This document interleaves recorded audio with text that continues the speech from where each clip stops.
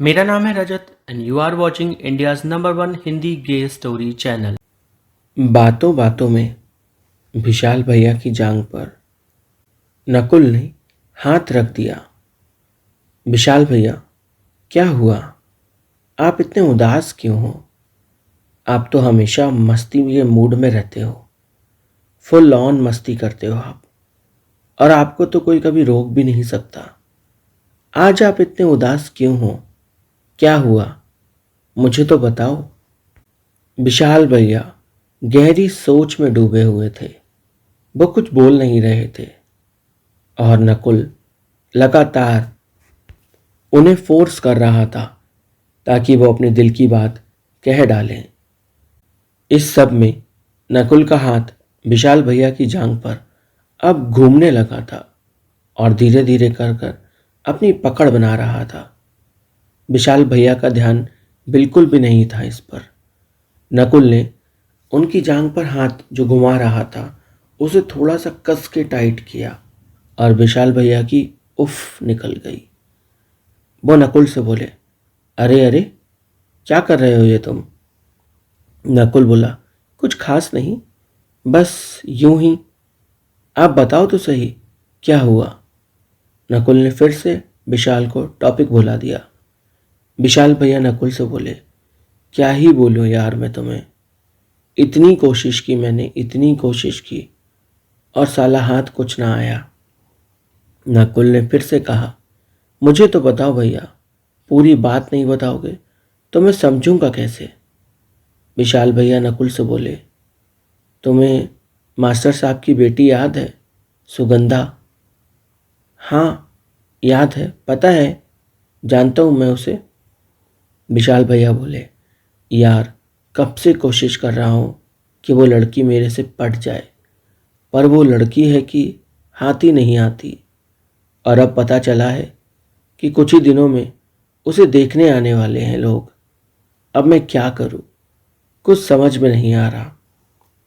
नकुल तुरंत बोला, अरे विशाल भैया, आप भी ना, कहाँ वो काली कलूटी सी लड़की और कहाँ आप, क्यों उसके पीछे अपना समय बर्बाद कर रहे हो? अगर आपको किसी में दिलचस्पी लानी ही है तो किसी ऐसे में लाओ जो एकदम सुंदर हो, बहुत सुंदर, जिसके पीछे हर कोई दीवाना हो, तो बात भी बने। उस गंदी सी घिनौनी लड़की के लिए इतने आंसू बहाने जैसी कंडीशन मत करो अपनी। विशाल भैया नकुल को धक्का देते हुए बोले, अबे क्या बोल रहा है, इतनी तो सुंदर दिखती है वो। और पहली बात, मुझे उसकी सुंदरता से मतलब नहीं, मैं तो बस, नकुल बोला, मैं तो बस क्या, यूज करके फेंकना चाहते हो? सच सच बोलना। विशाल भैया बोले, अबे इसमें क्या बड़ी बात है? अरे आजकल का तो दौर ही यही है। वो भी कौन सा हमेशा के लिए मेरा होना चाहती है? वो भी बस मुझे भाव तो देती है, पर पूरी तरह से देती नहीं। मैं क्या करूं? नकुल थोड़ी देर सोचता रहा और फिर बोला, मैं भी तो आपको भाव देता हूं, मेरे बारे में तो कभी नहीं सोचते। कभी कोशिश क्यों नहीं की मुझे पटाने की? कोशिश करके देखते, उस लड़की से आसानी से हाथ में आ जाता मैं तो दे भी देता आसानी से सारा भाव आपको, लेकिन आपने कोशिश कहाँ की? विशाल भैया एकदम से सकपका गए। नकुल की तरफ देखकर बोले, अरे ये क्या बोल रहे हो तुम नकुल?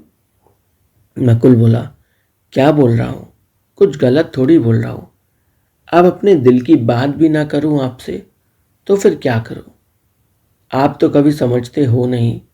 इतने हिंट दिए, इतने इशारे दिए, क्या क्या नहीं किया आपके लिए, पर आपको कुछ समझ में नहीं आया।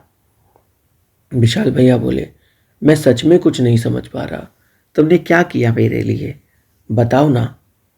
ठीक है, नकुल बोला, आपको याद है जितनी बार भी बारिश होती थी, हर बार बारिश में जब भी आप छत पर होते थे, आप सफ़ेद अंगोछा लपेट कर घूमते थे और मैं आपके पीछे पीछे पूरे टाइम आपके साथ रहता था। यहाँ तक कि जब मैं कँपने लगता था तब भी आपके पीछे ही रहता था ताकि आप समझ सकें कि मेरे दिल में क्या है, पर आपने कभी ध्यान नहीं दिया। विशाल भैया बोले, अरे तुम्हारे दिल में क्या है, तुम मुझे खुल के बताओ। तुम तो हमेशा मस्ती के मूड में रहते थे, तो भला मैं क्या समझूं, क्या सोचूं? एक मस्तीखोर लड़के के बारे में क्या ही सोचना। ये सुनकर नकुल को बड़ा खराब लगा। उसने कहा, ठीक है, जब आपको ऐसा ही लगता है कि एक मस्तीखोर लड़के के बारे में क्या सोचना, तो फिर मैं यहाँ बैठा ही क्यों हूँ? मैं जा रहा हूँ। इतना बोलकर नकुल उठ खड़ा हुआ। वो जा रहा था। विशाल भैया ने बैठे बैठे उसका हाथ पकड़ लिया और उसे झटके से अपनी तरफ खींचा। वो सीधे विशाल भैया की गोद में आ गिरा। विशाल भैया नकुल को थामे हुए थे। नकुल विशाल भैया की ओर देख रहा था। दोनों एक दूसरे की आंखों में डूबने को तैयार थे। दोस्तों, इंटरप्ट करने के लिए माफ़ी चाहूँगा। प्लीज़ आप सभी लोग चैनल को सब्सक्राइब कीजिए, वीडियो को लाइक करिए, कमेंट में हार्ट छोड़िए। अगर आपके दिल की कोई ख्वाहिश है जो आप मुझसे पूरी करवाना चाहते हो तो आप मुझे ईमेल कीजिए। साथ ही इस वीडियो को यानी इस कहानी को अपने किसी एक दोस्त के साथ शेयर ज़रूर करिए। ये क्या कर रहे हो आप? छोड़ो मुझे, नकुल विशाल भैया से बोला। विशाल भैया नकुल से हंसते हुए बोले, अरे अभी तो तुम चाहते थे कि मैं तुम्हें पकड़ लूँ, जकड़ लूँ। कितनी कोशिशें की थी तुमने, उन सब के बारे में तुम बात कर रहे थे। और अब जब मैं समझ गया हूँ और मैं तैयार हूँ तो तुम मुझसे पीछा छुड़ाना चाहते हो। भला ये कैसा प्यार है तुम्हारा नकुल? नकुल हंसते हुए बोला, अरे जाओ यार, आप हमेशा मस्ती के मूड में ही रहते हो। सीरियसनेस समझोगे तो समझ में भी आएगा आपको। विशाल भैया ने अपनी उंगली नकुल के होठों पर रख दी और उससे बोले, बस एक शब्द और नहीं। वो अपनी उंगली से उसके नीचे वाले होठ को बार बार खींच रहे थे और उसके मुंह से पट पट की आवाज़ें आ रही थी। नकुल किसी छोटे बच्चे की तरह विशाल भैया की गोद में था। विशाल भैया के हाथ अब उसके दोनों होठों पर घूम रहे थे। वो उसके दोनों होठों को बारी बारी से छू रहे थे। उसके होठ एकदम मुलायम थे। वो नकुल से बोले, नकुल, होठ तो तेरे बहुत गुलाबी हैं और बहुत मुलायम भी। बात तो तूने सही की। उस काली कलूटी लड़की में कहाँ ही कुछ रखा है। पर यार, एक बात तो है, तेरे पास गुलाबी होंठ हैं, पर वो नहीं जो मुझे चाहिए। ये सुनकर नकुल उठ खड़ा हुआ और बोला, जब मेरे पास नहीं है तो मुझे क्यों अपनी गोद में बिठा रखा है? हाँ, क्यों मेरे होठों से खेल रहे हो? छोड़ो मुझे। ये कहकर नकुल वहाँ से जाने लगा। विशाल ने नकुल को रोका नहीं। नकुल गुस्से में तनतनाता हुआ अपने घर की ओर चला जा रहा था।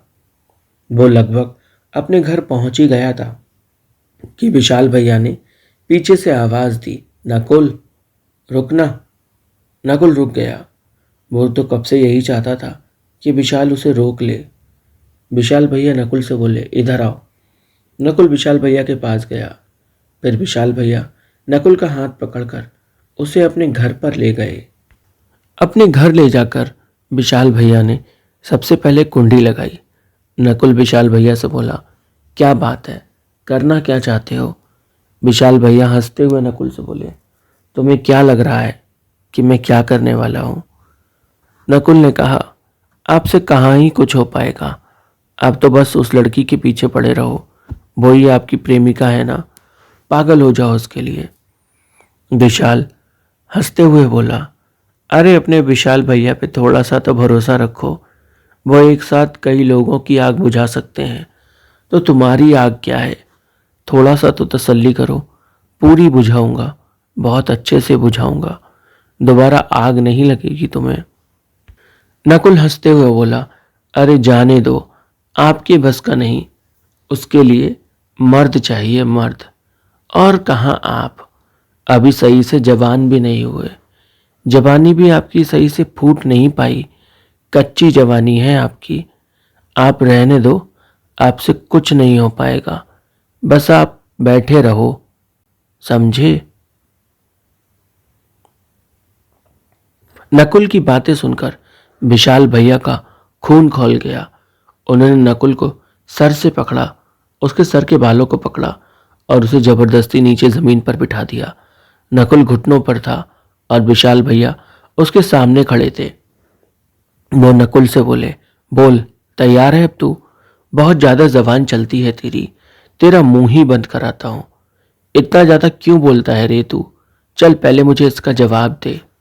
इंटरप्शन के लिए माफ़ी चाहूँगा दोस्तों। प्लीज़ चैनल को सब्सक्राइब करिए। कहानी अच्छी लग रही है तो वीडियो को लाइक करें, शेयर करें और अगर आपके दिल की कोई ख्वाहिश है तो मुझे ईमेल करें। नकुल विशाल भैया की ओर देख रहा था। विशाल भैया ने स्ट्रॉबेरी निकाली और नकुल के मुंह में ठूस दी और बोले, ये ले, खा, पर फालतू मत बोल। नकुल आराम से स्ट्रॉबेरीज को खा रहा था, धीरे धीरे कर, एक एक करके। विशाल भैया नकुल को देख रहे थे। फिर वह नकुल से बोले, एक बात बता नकुल, तू इतना पागल क्यों है? तुझे ये नहीं लगता तू एक लड़के से ऐसी बातें नहीं कर सकता? सोच के देख, अगर किसी को पता चला कि तू मेरे बारे में क्या ख्याल रखता है, क्या सोचता है, तो फिर क्या होगा तेरा? नकुल हंसने लगा और बोला, क्या होगा? कुछ नहीं होगा। और दोबारा से उसने स्ट्रॉबेरी अपने मुंह में डाल ली। विशाल भैया अपनी आंखें बंद कर कुछ गहरी सोच में थे। फिर उन्होंने एक केला उठाया और वो केला नकुल के मुंह में डाल दिया और बोले, ये ले, खा इसे। नकुल धीरे धीरे कर केले को छील रहा था कि तभी विशाल भैया बोले, छील क्यों रहा है बे, बिना छीले खाना। नकुल हंसते हुए बोला, मुझे छिला हुआ ज्यादा पसंद है। विशाल भैया नकुल से बोले, अब जैसा दिया है चुपचाप खा ले, ज्यादा बकवास मत कर। नकुल चुप हो गया और वो केले को चिक्कल सहित खाने लगा। थोड़ा अजीब लग रहा था पर कोई बात नहीं। एक केले को खाने में नकुल को लगभग 15 मिनट लग गए। फिर विशाल भैया नकुल से बोले, जरा ठहरो, मैं अभी आया। नकुल उनका इंतजार कर रहा था। विशाल भैया चले गए और फिर लगभग 5 मिनट बाद वापस आए। नकुल ने पूछा, कहाँ गए थे आप? विशाल भैया बोले, कहीं नहीं, वो रबड़ी इकट्ठी हो गई थी काफ़ी, तो उसको हटा रहा था। अच्छा अच्छा। नकुल ने विशाल भैया से कहा, आप एक बार मुझसे प्यार करके तो देखो, मैं आपको इतना प्यार करूंगा कि आप हमेशा याद रखोगे। विशाल भैया नकुल से बोले तो फिर बोलने लगा। उन्होंने एक एप्पल उठाया, यानी सेब, और नकुल के मुंह में डाल दिया।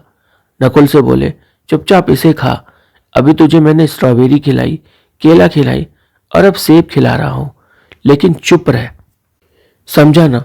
बिल्कुल बोलने की जरूरत नहीं है, तू फालतू बहुत बोलता है।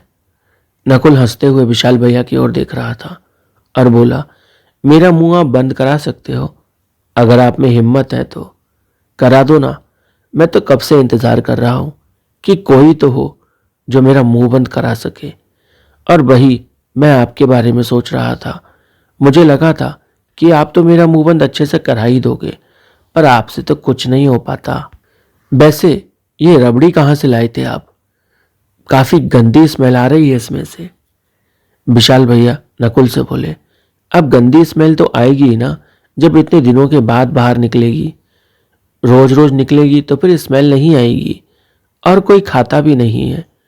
मुझे लगा तू भी नहीं खाएगा, इसलिए फिर मैंने हटा दी। ये सुनकर नकुल बोला, अरे आपको मेरे बारे में पता ही क्या है, मुझे तो रबड़ी बहुत पसंद है। बस कोई और लाकर दे, कोई और खिलाए तो मजा ही आ जाता है। खुद की रबड़ी लाने में कोई स्वाद नहीं आता। ये सुनकर विशाल भैया नकुल से बोले, तो तू खुद भी रबड़ी निकाल के खाता है? हाँ, मैं खाता हूं। विशाल भैया नकुल से बोले, अरे यार, क्या ही मजा आएगा तुझे उसमें। यही तो मैं बोल रहा हूं, नकुल ने कहा। देखो, पापा लाके रबड़ी फ्रिज में रख देते हैं, फिर वो रखी रहती है। जब भी मेरा मन करता है मैं निकाल के खा लेता हूं। विशाल भैया और नकुल के बीच बातें बस मिठाई तक ही सीमित थीं और फलों तक। नकुल पूरी कोशिश कर रहा था, पर विशाल भैया उसकी हर कोशिश को नाकामयाब कर रहे थे। वो लड़कों में बिल्कुल भी इंटरेस्टेड नहीं थे, पर नकुल जानता था कि उनका इंटरेस्ट कैसे जगाना है। कहानी में आगे क्या हुआ जानने के लिए चैनल को सब्सक्राइब करें, वीडियो को लाइक करें, कमेंट करें, साथ ही इस वीडियो को शेयर जरूर करें।